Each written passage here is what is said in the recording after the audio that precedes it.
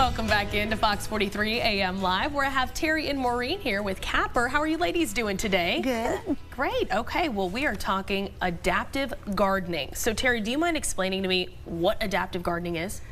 Well, Maureen would probably be better at explaining that. Maureen, but please give me what adaptive gardening is, for anyone that doesn't know.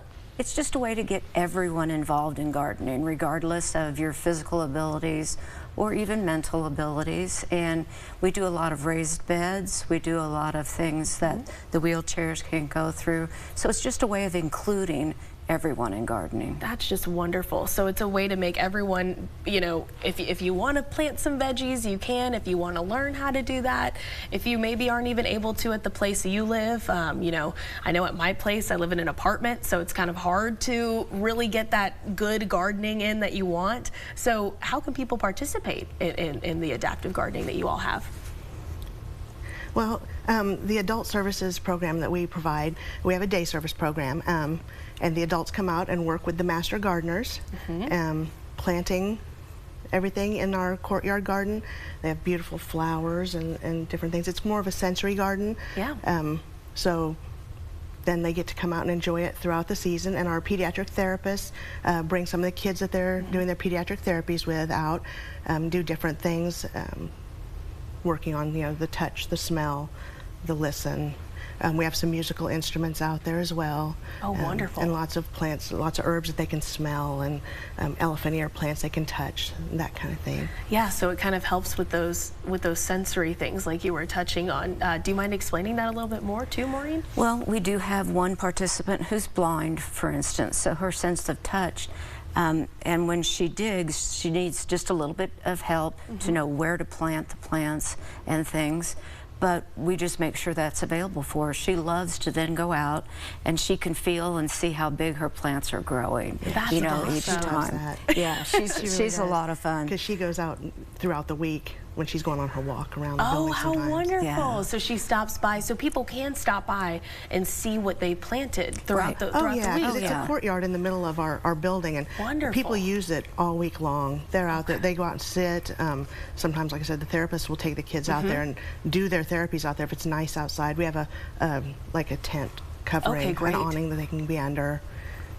It's great. It's really nice. And we go out, right now we're doing it every other Wednesday, but it's nice to build a relationship with the clients. And we have one young lady who is very disabled as far as mobility, but we figured out a way to have her plant her plants kind of in a pot. I spilled dirt all over her, but hey, I do it by myself and I spill dirt everywhere, so it is a learning curve.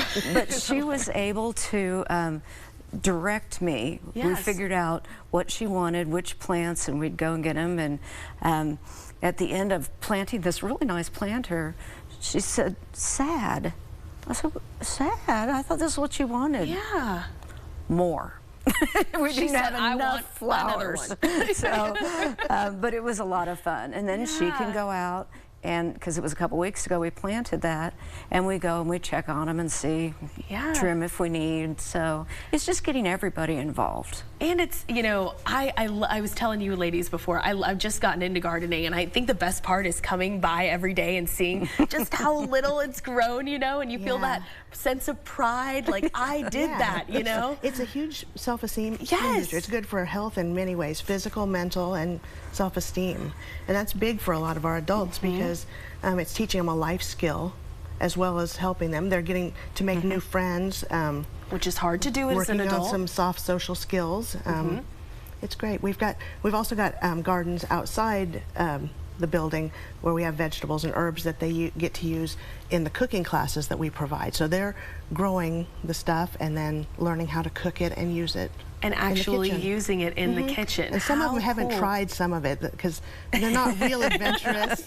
You know, some of them might not want to step out of their comfort zones. But they do, because if they grew it, well, I guess I better try it. Yeah, you kind of feel like, you know, well, I don't want to waste what I did. You know, it's kind of an obligation. It's like, well, it's mine. I'm going to take complete ownership here. Yeah.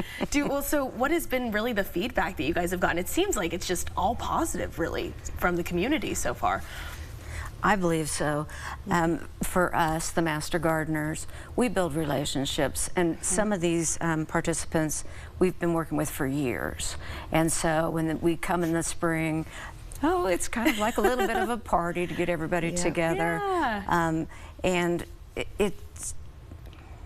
it's fulfilling for both those of us that are there to help out, and then also for the participants. Yeah, it sounds like it. It sounds really symbiotic. Both parties are benefiting completely. So how can people get involved if they're watching right now and really want to be a part of this? Because I kind of sound like I do want to be a part of this. This is awesome. But how can we get involved? Well, as far as volunteering at Capper Foundation, we do have volunteers that come in, and there's a few that come in and volunteer in gardening aside from the Master Gardeners, not very many, but we have a volunteer packet that would need to be filled out, and that's on our website.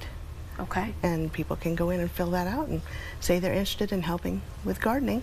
And if anyone, and this is people that also want to come and participate in the actual gardening, they just have to fill out that volunteer packet as well, or do they just need to get in contact with you all? Well, like I said, most of the gardening stuff it's for the adults that we serve, but if they want to come and help, then yeah, they would definitely have to fill out the packet. Wonderful. In order to work with the adults that we serve. Okay, well, hey, do you have anything that you would like to add here, Maureen? I'm just saying go for it. Yes. If you want to plant something, try it out. And then the Master Gardeners, you can always call. We have a response line. If you need help with anything, just let us know. Oh man, so all those pressing gardening questions that keep me up at night, I can give you a call? All right, you shouldn't have told me that then, Maureen, so I'm going to be calling you. Well, thank you ladies for coming on to speak about this. It sounds absolutely wonderful what you all are doing over there. Thank you. It is.